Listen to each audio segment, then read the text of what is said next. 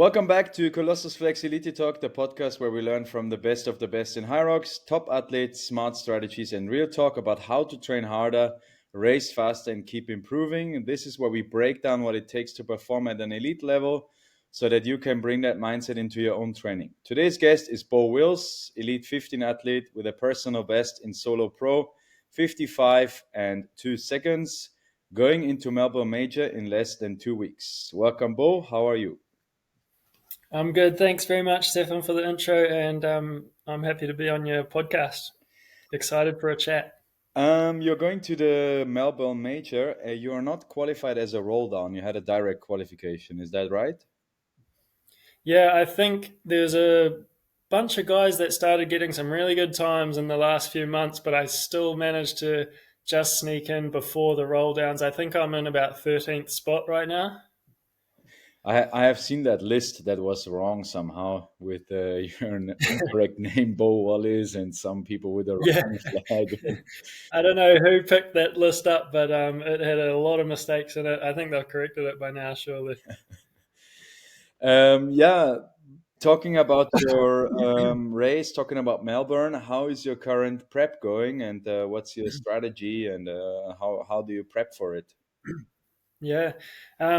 I mean, the way I train, it's pretty high volume all year round. I like to stay fit, feel fit all the time. So I never really have like a proper off season. My idea with that is to just really slowly progress or, just slowly, securely progress long term with no big sort of bumps or drops in fitness. So I would say preparation for this has been similar to like all the other ones through the last few years. Just and this one in particular, I have over the last sort of what has it been 8 weeks or so since Hamburg.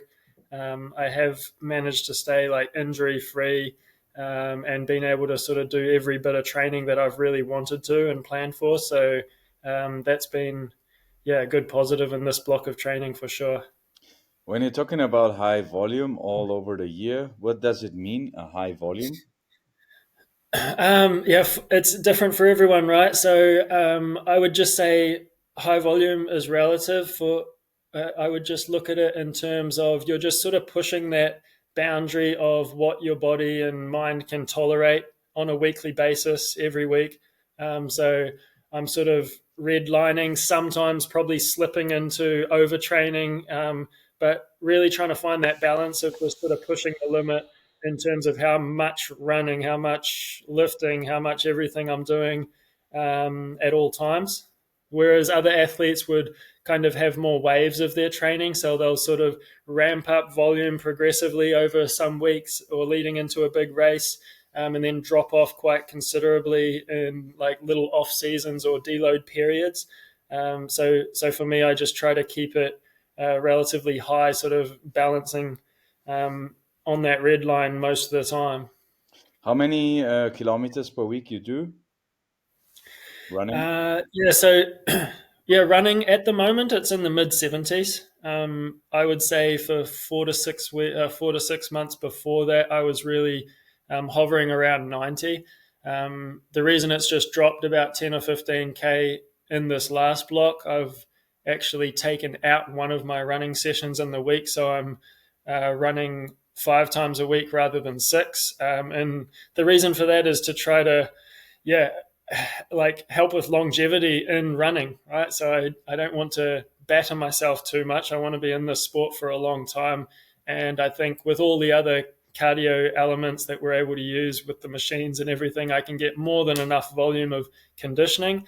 And I think for me at this stage, like 75k, whereas 3 of the sessions have a lot of quality running in it, 3 of the 5 sessions, then that's more than enough volume and intensity for me to progress. And I've actually seen pretty good results with this, being able to bring a little more like running energy for those sessions with just that one extra day rest from running. It's not a rest day, but rest from running allows me to bring it a little more when I'm running, and I've seen a good little bit of progress from doing that. So I'll probably keep doing it. What's your sporting background? So, have you been a runner or more a lifter? No, growing up, I played a lot of ball sports and just kind of did a bit of everything. Mostly tennis, basketball, volleyball, but always jumped in like the school team for things like cross country and swimming and track, basically. But never trained those really that much. And then I took tennis to a bit of a higher level, got a scholarship to go and play in America for university. So I did 5 years of uni in America playing a lot of tennis. But at the side, on the sideline of that, like my real passion was fitness. And I was at the time kind of doing more bodybuilding style workouts on the daily alongside tennis, which probably wasn't great coinciding with tennis, but yeah, it's just what I love to do, and I loved the idea of being as fit and strong as possible, and that was sort of my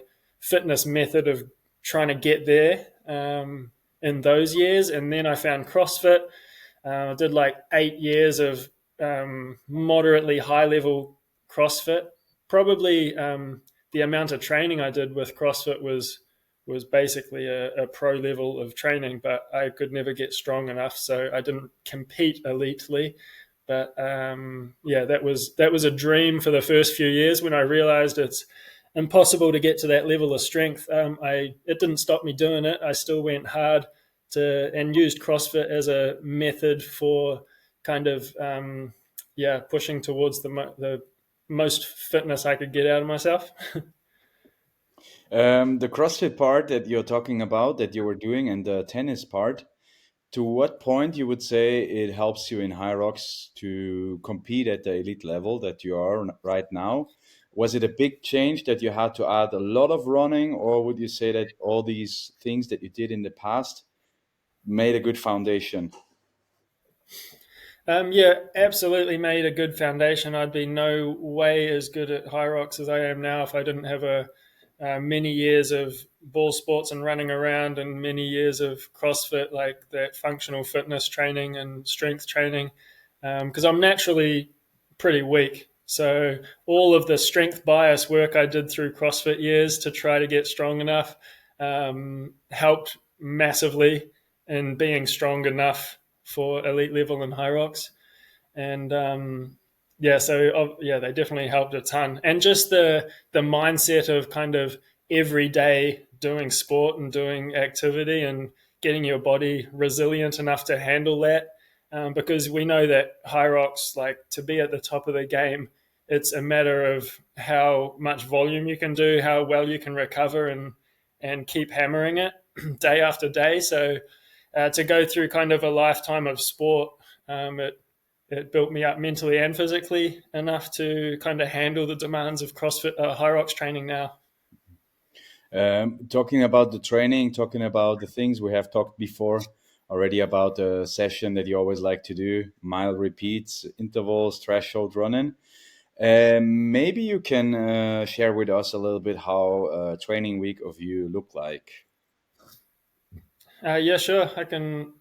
I mean, it's something I think about all the time, and I'm very slowly adapting. A lot of people probably know I sort of use the hybrid engine, Anthony Pericini's program, as a bit of a guideline to my training and in terms of volume and methods involved. Um, Over the last months, I've sort of more so programmed a lot of my own sessions, but still with like a lot of the learnings from his programming in my mind, and using as sort of a benchmark to make sure I'm sort of on the right track still, because I really believe in what he is doing. But yeah, in terms of volume, we talked about running a 75K a week. Two of those running sessions are going to be threshold sessions where I accumulate about 30 to 40 minutes of threshold pace within the intervals. One of them is a long run, like a workout I've been doing weekly recently has been my long run, 90 minutes. I add in quality within it. So So I'll do like hill repeats or speed intervals in the middle. Like after 30 minutes of easy running, I'll do 10 repeats of 1 minute hard up a hill and jog back down. And then a little more easy running, and then finish kind of with a tempo effort of 15 to 20 minutes. So under a lot of fatigue, trying to basically aim for race pace at the end. So that's kind of, and then there's another sort of 60 to 75 minute easy run. I've been doing that as a heat session over the last months. So wrapping myself up in a bunch of clothes, having a heat sensor to measure my core temperature, and sort of spending 30, 40 minutes with a fever, essentially. So to try to get my body to be more adapted to the heat, or better regulate the heat once I really start burning up, which is inevitable halfway through a HYROX race. And there's a lot of benefits to that. But so in terms of running, that's what I'm doing. Every day I'm doing some element of strength/power work. So I sort of alternate between a lower body lift and an upper body lift, where it might be a 10 or 15 minute EMOM of like every 2 minutes, every minute, doing, let's say, for example, some heavy deadlifts into echo bike sprint, or it's typically a compound lift into something more explosive, like back squats into a few power cleans. And for me, it's really about maintaining my strength and power, because I did so many years of CrossFit with a bias in strength training. Like I'm not going to get any stronger than I am. I just need to be able to maintain as much as possible. And then there's probably 3 or 4 sort of CrossFit Metcon station work type little circuits that I'll go through each week, where I'm just working through functional movements, maybe add an erg in there. And then, ergs, I'll do a threshold session, accumulating 15 to 20 minutes of threshold work on a ski once a week, row once a week. And then, that's kind of the gist of it. How many sessions would you say, or how much percentage that is in hard and easy, if we can divide it? That's difficult to say exactly, I think, for HYROX training, because there's such a variation of what you're doing. I would say just in terms of running, it's probably about 30% hard, 70% easy running. In terms of like the ergs and everything, it would be pretty similar. And then, but then there's like the strength, like let's exclude the strength and the station work. Like that's kind of moderately to high intense, but it's a different, it's not really work in the energy systems. It's more work in the movement patterns and the musculature and things. So it's a little bit of a different category. But in terms of, ergs and running, so just pure conditioning work, it's probably about 30% more threshold and higher intensity than that.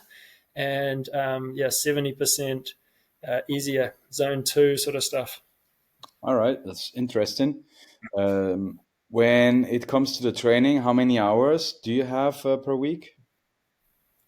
This is a question that is really I find it interesting to say how many hours I'm doing, because I think a lot of people like categorize their hours of training very differently. So when I'm actually like, okay, clock starts, my workout is underway, and then until it finishes, like 15 to 18 hours a week of sort of proper training, I would say. But then there's, I would do a sauna session, I'd do a bit of stretching and active recovery stuff. There's a lot of other elements that you could say, oh, this is training as well. But let's just say in terms of actually the work, probably 15 to 18 each week.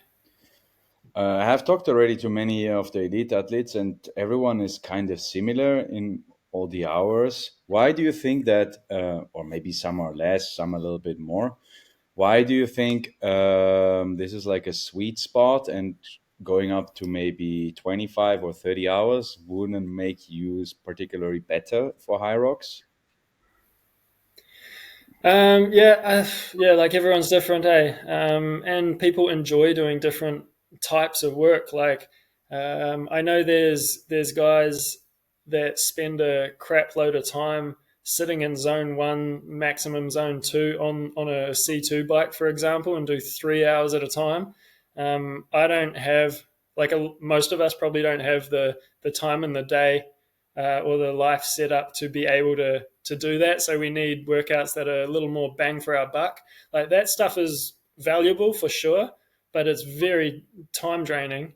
So you can ramp, like I could handle 25 hours of training if, yeah, 6 to 8 hours of it was zone one biking. Um, but I don't think that the benefit I'll see from that will outweigh the sucking of time. You know what I mean? Yeah. But I think the bulk or the quality part of all of our trainings is very similar. And then people go off a little bit on tangents with the outer skirts part of training a little more. There's a little more variation there. Yeah, if that answers your question. Yeah, I also think that you need to be a special person to do this because it's also very boring to hit Yeah, yeah. hours on that. Yeah, and then a lot of the guys doing that come from a background of, let's say, cycling or triathlon. Where it's kind of ingrained in them that that's part of it, and it's hard for them to wipe that part out of their training because I know for me, it took a very long time to sort of accept that zone two or easy aerobic work was really beneficial. Coming from more of a CrossFit or high intensity sports background, it was like if you're not desperately sucking oxygen out of the air, then you're not working and you're not going to improve. Hmm. But yeah, like after kind of a lot of time of doing the research and then seeing the benefits of doing that sort of training, come to realize that it's valuable. And it's probably the same with these guys coming from those like longer endurance type sports and races. They know and value that side of training a lot more. So they're going to sort of keep it in. They're familiar with it. They know how their body reacts and everything. So yeah, it depends a little bit what side of fitness we're coming from. Because I think a lot of us are sort of meeting in the middle to get to HYROX. Some coming from the longer endurance stuff, some coming from more higher intensity, shorter stuff. So yeah, it depends on our backgrounds. What makes you so consistent? Because you have been now a long time already in the elite, and you are all the time there, and not with a roll down, but direct qualifications, and you always deliver. You're always there. What makes you so consistent? Would you say? I think consistency for me is a testament to what I was saying before, like keeping my training relatively consistent and not that much varied in terms of volume from month to month, from season to season. So it's just my body can sort of really adapt to it long term and stay injury free. I mean, this is really a sport, like I said, of recoverability and high training volume. So if long term you can stay injury free, like that's the biggest performance enhancer. Just being able to be in the game for a long time without any hiccups. So I think I've been able to do that quite well over the years. Like I've definitely had niggles and injuries and things that have set me back slightly, um, but yeah, as a whole, like I haven't had anything really bad that's put me out for a long time. So yeah, just being able to stay consistent with the training, I think I would say that's the biggest reason. Yeah, there are no shortcuts at the end. People always try to Mm, have the fast way. mm. Um, when it comes to the training, what's your thoughts on double threshold days? Yeah, yeah. Threshold's a massive talking point in HYROX, and it's obviously really valuable for a lot of reasons, both using the ergs and running. I've typically done some sort of threshold every day, so not doubling up on one day. So I'll do a running threshold one day or a quality running session one day, then the next day would be quality on the ergs, and the second session would have probably more of an aerobic erg or run with it. So kind of alternating. So there's a bit of quality every day. But yeah, I don't think it really matters. It's really just what you prefer. I think if you're getting, let's say, 4 threshold quality workouts in the week, it doesn't matter entirely how you do it. You need to kind of figure out where they fit with regards to the rest of your training that makes sense for you and your program. I don't think it matters so much if you're doing 2 1 day, 2 days off, then two 1 day, another 2 days off, or if you're doing one every day. I think the overall volume in the week is what matters the most. And if you can actually bring it for those quality sessions, like if you're destroyed and demolished yourself after the first one in the day and your second one's kind of half-ass, then you're probably better off doing an easier session for that second one and then bringing it again for a session the next day. What is a quality session for you, or how does a quality session look like? How would you specify that? Yeah, the way I'd define it is just basically getting the heart rate into zone 4 and beyond. I Okay. think simply put, yeah. Whether it's like a mixed modality workout or a single modality conditioning session, like kind of more interval format. Yeah. Do you have any rule like not to be more than 45 minutes, not to be more than 1 hour in these higher heart rate zones, or you go by feel?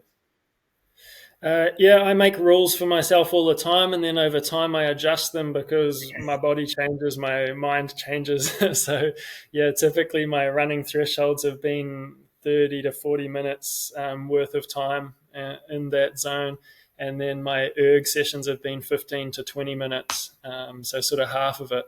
But yeah, like recently I've been playing around with bumping that up a little more, maybe dropping intensity slightly, but getting more volume. So there's no one way to skin the cat. Like I'm constantly sort of experimenting on myself and slowly evolving or adapting to what I think or what I read about, or like I can be manipulated, so I try these things, and if they work, they stay in my program, and if they don't, they get the chop. But yeah, like my training is slowly evolving over time, but I like to have big blocks of time where it's really consistent, and then kind of peel off things that I think are not moving the needle forward, and add things that I think have potential to move it forward. So yeah, that's the way I look at it. It makes sense totally. As there is also not a guideline or a book out there how to be the perfect HYROX athlete, so it's constantly adapting. Yeah. Um, is it also happening sometimes that you're in overtraining, that you get sick because you train too much, or it never happens to you? In the early couple of years of HYROX training, just because the stimulus, I guess, or the toll on my body of the like much more volume of conditioning was, I guess, it was just putting my immune system in a hole, and I was constantly getting sick and trying to train hard and race still through being sick, and it was, yeah, it was difficult in those first few years to manage that, but honestly, over the last year or two. I've been sick a super little amount of time. Touch wood. So I like to keep that going. I think part of it is just a testament to my body being able to handle the type of training I'm doing better now. So yeah, if like sicknesses come around, I still have the capability to fight them off. Rather than just being in a hole with the training all the time and not having anything else to fight off the sicknesses. So I think it's a little to do with that. And how about overtraining?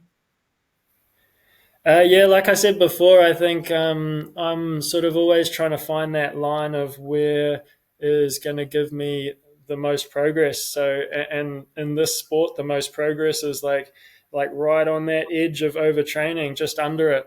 So, yeah, I definitely get it wrong. I don't have all the answers, and I go over it from time to time, and I feel like I've cooked myself, and then I regress a little bit, and so it's a bit of a balancing act. But like, yeah, there's no there's no like metric or anything that tells you exactly when you're overtraining and what it feels like. So you don't really know. Like I don't know exactly what overtraining is supposed to feel like. No one really does, probably. And so yeah, it's kind of subjective feeling. I'm pretty sure that I go over it a few times, but I think I'm getting better and better at managing that sort of line that I'm trying to target. But would you also say that overtraining to a point or going too hard on yourself and reaching your limits and maybe paying the price for this amount of time is helping you at the end because you're able to mentally bring yourself up to this point? Yeah, 100% mentally for sure, and also I think physically. Like if you overcook yourself, what doesn't kill you makes you stronger. Your body's going to sort of adapt and evolve, and you'll probably be able to handle that the next time it comes around, and then that line just moves up a bit higher. So, yeah, I definitely think that I would 100% guarantee that there's not one elite HYROX athlete or probably elite at any sport that hasn't overtrained and just like put themselves in a bit of a hole because they've gone too hard for too long. It's part of finding your limits and reaching the top of a sport. Like you have to go through periods of overtraining, I believe. Yeah, because we don't have the data and everything down to a science that we can perfectly ride that line. So it's we're going to go over it, we're going to stay under it, we're going to cross it from time to time, and it's part of the process. And it makes you, like you said, mentally tougher and then physically tougher as well. Are you using any wearables like Whoop, Garmin, or anything to track HRV? Yeah, I have a smartwatch. I use it to kind of have a outside source to tell me a little bit What's your what's thought on going that on with one? the. Like, What's that? what is your thought on this? Like, checking it, is it accurate for you? Is it not accurate? Yeah. No, I think it's reasonably accurate, but you don't want to like put your life on the line for it. If your HRV is in the crap for a few days, it's probably means something. If your resting heart rate's rising, it probably means something. Your sleep is up and down. Like there's definitely like it spits out this data for a reason. Like I don't think there's nothing to it, but I also think that you shouldn't get too wrapped up in it. And I go up and down with what I think about it, and if I should be wearing one all the time. Is it mentally helping me? Sometimes it's like, Mm. I'd like to just step away from the technology and go dark and go by feel more often. I think. But it is really helpful for obviously if you're running with a GPS and things like that, like for your running workouts and stuff. It's really helpful to stay in the right heart rate zones and whatnot. So it has probably it's definitely got more pros than cons for me these days. So that's why I wear it. I had some interesting talks also with some other elite athletes, and I think also something on I think similar to you, but also I think that sometimes this can limit a lot because looking at this, you get unsure, unsecure, and then what's happening. While if we don't have it, maybe we just go by feel or what's on the plan. I spoke also to Tom Rogers, and I think that was a nice approach. He's like, I'm going for a run when I have intervals. I do the first interval. If I don't feel good, I stop. I do something else. If I feel good, I continue. It's simple and Yeah. maybe. I would sometimes like to have that mindset, but I really don't. If I decide I'm going to do something, like there's no way I'm backing out, even if I start like feeling a niggle or just destroying myself. It's like I'm going to finish the workout, which is a bit of definitely negative in some scenarios. Like I think that's kind of how I fractured my foot. I think that's how I dig myself a hole sometimes. It's like I start a workout, I'm feeling crap, but I will die before I don't hold those paces that I plan to hold. So yeah, I think having the ability to back off or change the workout is probably valuable. It's something that I have struggled to do. But yeah, like the watch can help you determine that sometimes. Sometimes I'll start an easy run at a pace that I'm barely touching zone 2 at, and then another time it's like boom, threshold. And I'm like, what's going on here? But I'm not going to stop or change it. I'll just keep rolling with it and see what happens. If you die, you die. Yeah. Yeah, exactly. So it's gone all right so far. I wanted to talk also about I in a live stream I heard that the moderator said that Beau is always finding a gear in the second half of the race, but I think you clarified that already in an interview also. What's your thoughts on this one? Are you getting really faster in the second half because those exercises are better for you, or you're just pushing constantly and the others get weaker, slower? Yeah, I think I one of my strengths in a HYROX is kind of pacing the race right. So I manage my effort across the whole race quite well. I've never, like, I would say, blown up completely and like dropped my pace more than 10 or 15 seconds, and or just got annihilated on one of the stations. Like, it hasn't really happened. So I think just consistently being able to pace the race pretty well has made it look like the back half I do quite well in, because some people start dropping off the pace in the back half where I maintain it. Some of those back stations are good for me. Like, I'm one of the best at the lunges. I can often go unbroken on the wall balls. The farmer's carry is pretty good. So it looks like I'm doing well at the back end there. But I will say that, like, over the last year, it's become a lot less of a weapon for me because everyone else is getting better at the back half as well. So yeah, like in an elite race a year plus ago, I would almost, yeah, get to the row or something and see how many guys are in front of me and pretty much say, all right, I'm going to take over another like 3, 4 guys that are in front of me at this point at least. Now I cannot say that at all. Now it's like, okay, I got to try to hold this spot. Maybe I can clip 1 or 2 at the back half, but guys have got way better at that back end and being able to sustain their pace throughout the race. So I wouldn't say I have that advantage as much anymore. So which means I need to get faster throughout the whole thing, or faster at the start, which I'm trying to do. What do you think also on the new layout that was there in Hamburg? I think was the new layout Mm-hmm. to race in that and compared to the other layouts. Yeah, I think all the layouts are gonna like how the course is laid out. In my view, doesn't matter so much. Like the best at HYROX is going to win. If it's 5 laps or if it's 2 laps, I don't think it matters too much unless you really lose track of your counting and things like that. Yeah, it's a little more challenging and nerve wracking actually to make sure you manage the counting of the laps in the elite race now that it's 5 laps. So that's a little bit of added, I guess, stress. But other than that, like, I really like it. I really like how they've got this blueprint for the elite race now. We've done it once, and that's given us our exact splits and timings for that format of like that exact blueprint of the race. And now in Melbourne, we're going to actually be able to compare it identically to the Hamburg race. So the ones that raced in Hamburg and now in Melbourne, like, we've been able to sort of analyze those splits of all the stations and the runs, see if we can manage to clip some time off on each individual piece, and then we can see it like very obviously in our next race in Melbourne. So I'm excited for that. I think a lot of the guys and girls that are in that same situation will enjoy that as well, because like a big part of us being attracted to the sport of HYROX is because of like all the stats and the numbers and the paces, and like we're very much in tune with what's going on in those areas. So it's going to be fun to kind of watch the progress that way, or hopeful progress. That makes definitely sense, and I think it's Yeah. the biggest part also.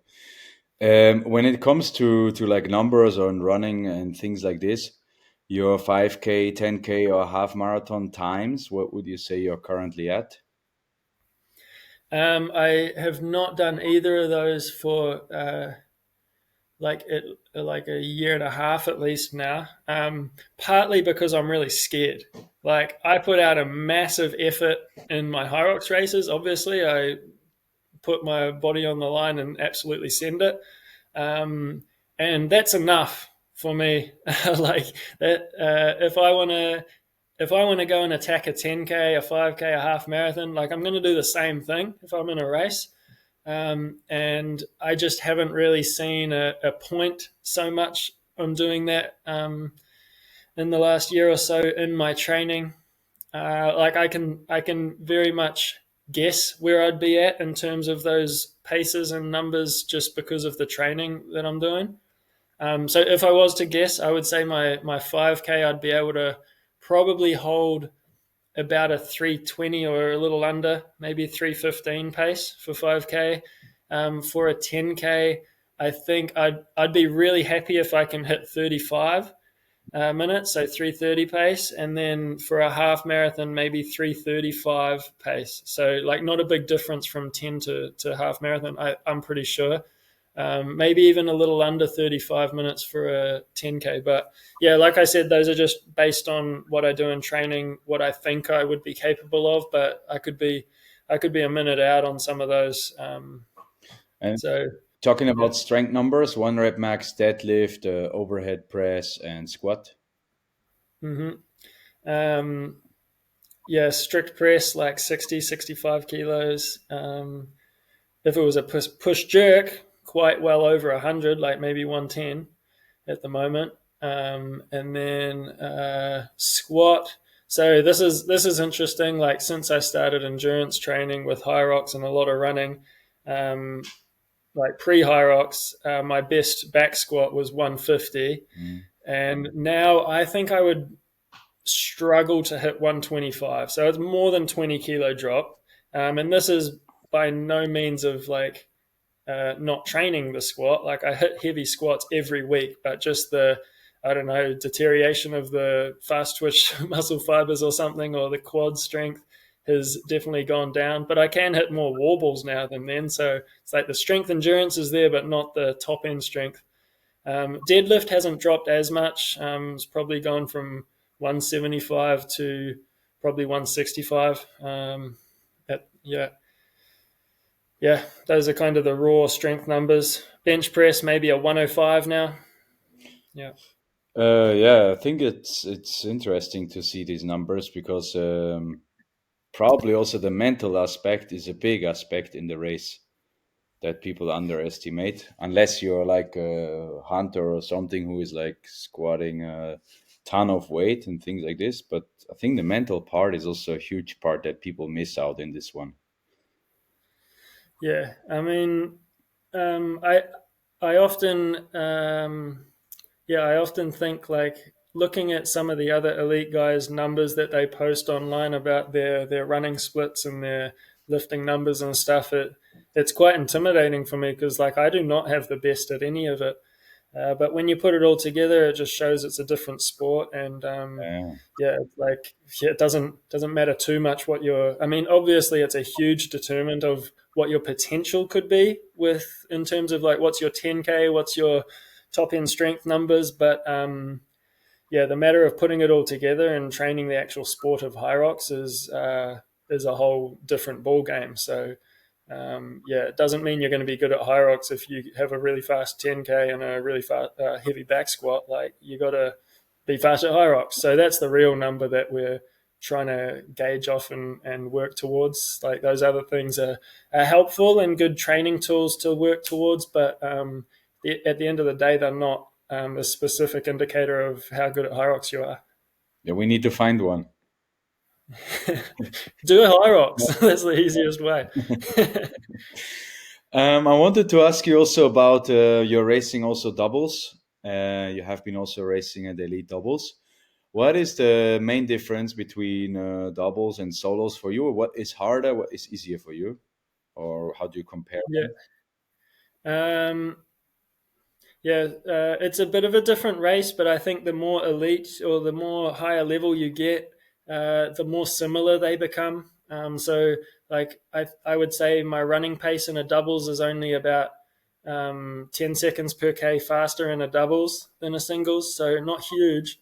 But yeah, singles is just a constant grind. You've got to manage your effort more evenly across the race, and be really in tune with what's going on there. In doubles, you can afford to cook yourself and then back off and cook yourself and back off with those little rests implemented with going you go, I go on the stations with your doubles partner. I think a big part of the doubles is your how do you say, your relationship with your doubles partner, how you not just Split the up. plan of how you're going to attack it beforehand, but actually when you're in the race, being able to adapt on the fly and make changes and to get the most out of both of your fitness. Not have one person try to be a hero and be more of a selfish racer. You have to really like understand how your partner is feeling and where they're going to be able to push harder and back off and help you out and whatnot. So that's a big part of doubles. But it's the same. It's like the best singles races are the best doubles races, in my opinion. More often than not, there's a few outliers, but yeah, it's kind of the same thing. Would you say that doubles is more intense than a solo?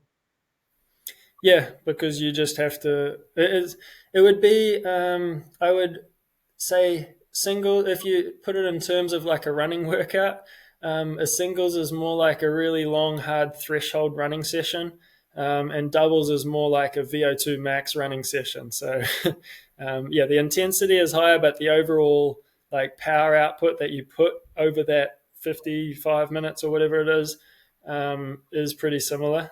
It's just a little more peaks and valleys in the doubles than the singles. Are you currently also qualified for elite doubles? Yeah, so in Melbourne, I'll be racing the singles and the doubles. Doubles with Eugenio Bianchi, Italian. Yeah, and we'll do.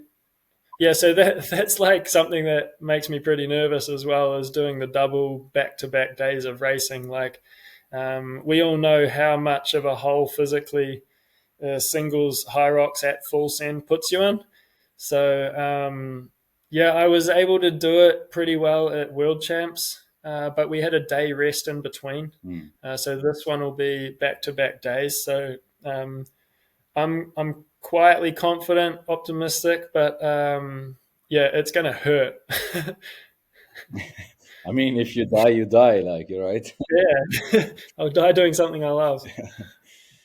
When it comes to the race itself, you have any fueling or anything else like a strategy before, or you're taking a gel during the race when it's in doubles or in solos? How does that look like? Yeah, I try to pretty much eat relatively normally, like how I usually do, which is a lot, quite carb heavy, pretty clean. In the days, hydrating as well in the days leading up, the day of.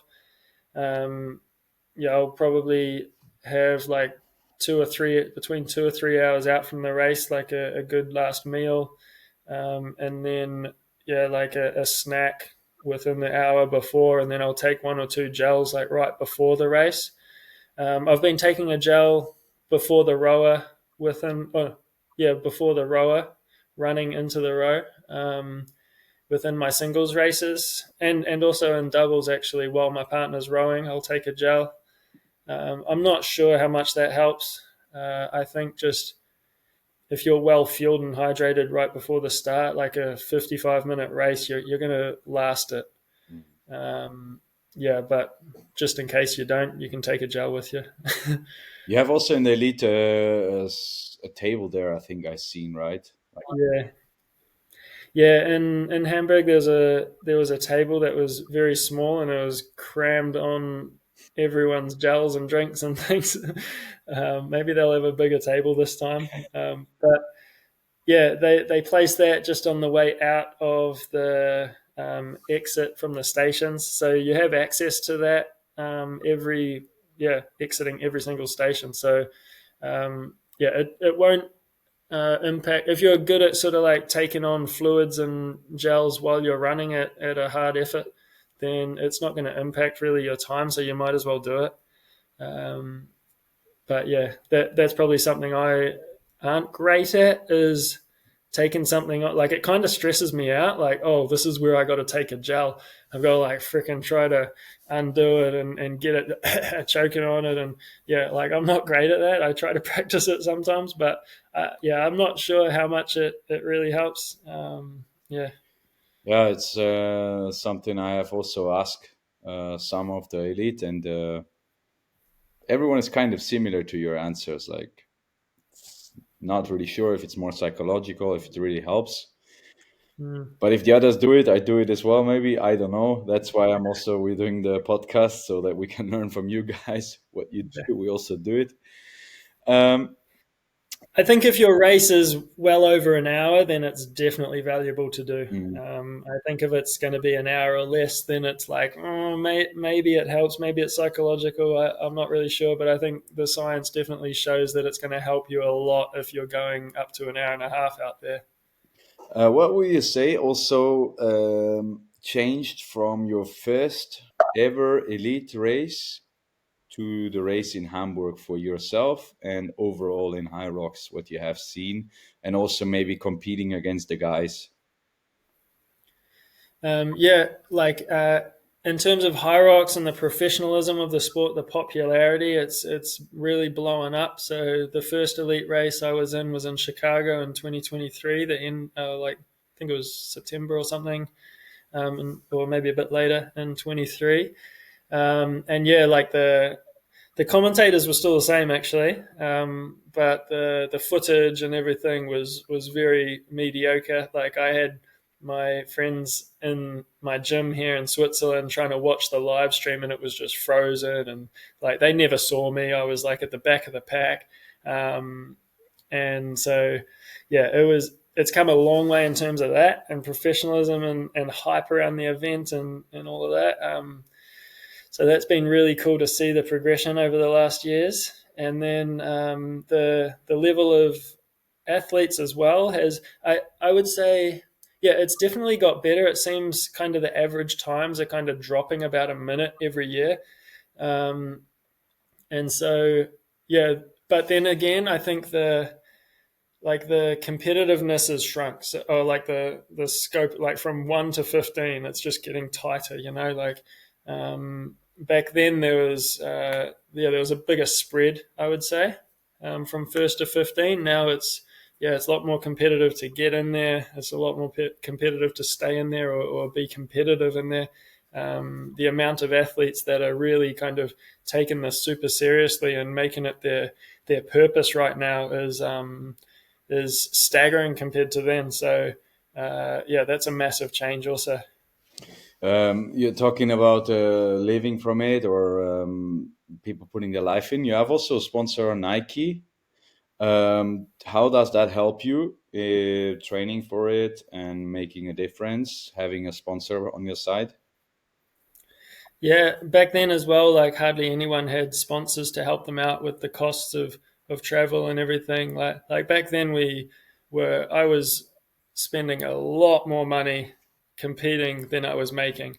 Now it's like, okay, I can afford to do this and that because sponsors are helping out, and traveling across a continent to do a race is like, okay, I can at least break even. And if I do a decent placing, then the prize money will actually be a bonus. So in terms of financially, it's becoming a lot more easy, but it also imposes a bit more pressure. Like you've got more people counting on you to perform. Like both Nike and ESN are like my main sponsors, and yeah, if I like drop out of the Elite 15 or have a bad race, like it's not just hard on myself and my own expectations of myself, but also like I got these companies backing me to be in the mix and do well. So it's maybe a little more stressful in terms of that, but yeah, it's a net positive for sure. Like it's hugely helpful and really creates more professionalism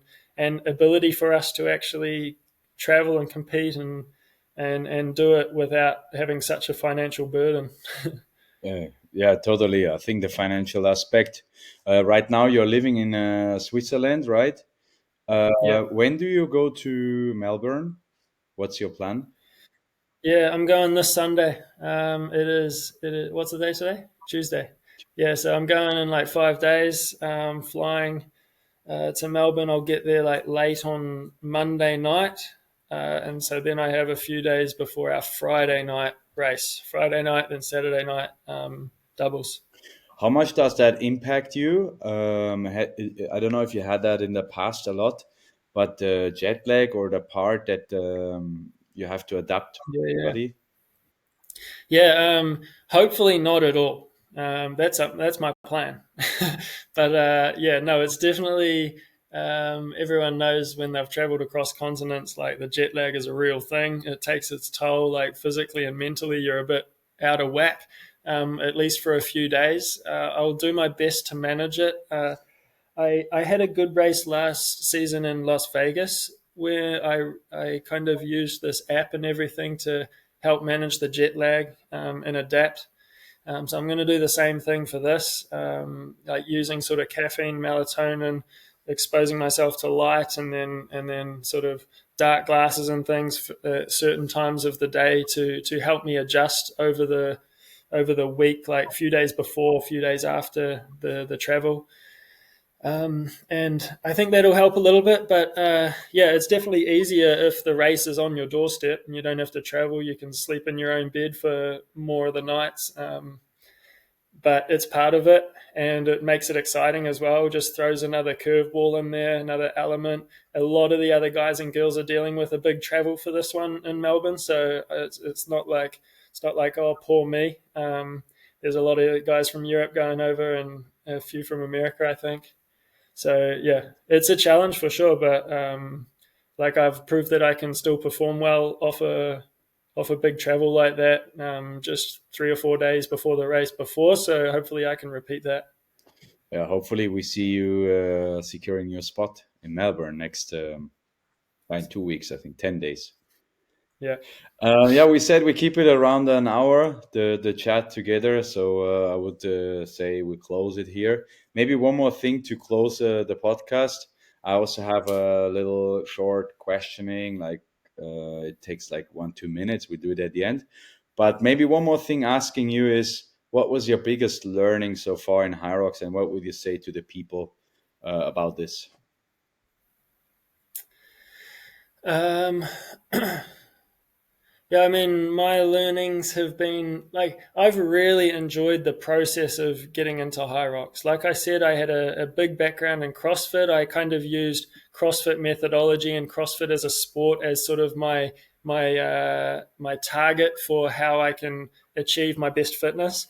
And then that sort of switched when I got into high rocks. So the end result was to be good at high rocks for my fitness, and that just opened up a whole new world of possibilities to train for me in terms of endurance sports. So it's been really fun, the process of learning endurance sports and more the science behind it, and experimenting on myself and all of that. So I've really enjoyed that part of it. And I think there's a lot of health benefits, obviously, to learning that stuff and progressing in that area. So I would say for others, they can equally take that away from it. Perfect. Thank you. Just finishing it with some couple questions, easy, short to answer. What would you say, pasta or rice? Rice. Tape a week or no tape a week? Uh, yeah, tape a week. Yeah. Favorite HYROX station? Um, probably sled pull. Least favorite? Sled push. Run or lift? Mm, that's really tough, actually. Nowadays, probably run. Doubles or solo? Man, these are tough. I I have to probably say solo just because yeah, there's something about just like yeah, whatever you can do personally is out there for everyone to see. There's something about that that's pretty satisfying, I think. But doubles is during the race more fun than singles. If you could pick any person in this world to run a doubles, who would that be? Oh, I've already done it. My wife. Okay. Do you have any role model in sports? Uh, yeah, I do. Um, yeah, I mean a lot of just famous athletes, but like I was thinking about this the other day. I'll just give a little longer answer to this one. Is like I think you don't really know exactly their other athletes' stories and progressions and what they do on a daily basis, the ins and outs of all of it. Basically, you're just seeing a kind of highlights or snapshots or things they talk about, but um, in terms of like just knowing exactly what I've done and my mindset and what I intend to do and what I've dedicated each day in training for and everything. I think just having the confidence of yeah, like evolving from that and knowing what you're capable of and progressing on that is something that has been kind of motivating to me to keep going. And what's the best venue to race? The Paris one so far was insane. And what is your goal in HYROX? Um, I would say to stay in the top for as long as possible. Thank you very much. We are done. Okay, thanks, Stefan. Thank you so much for your time, Bo. No worries.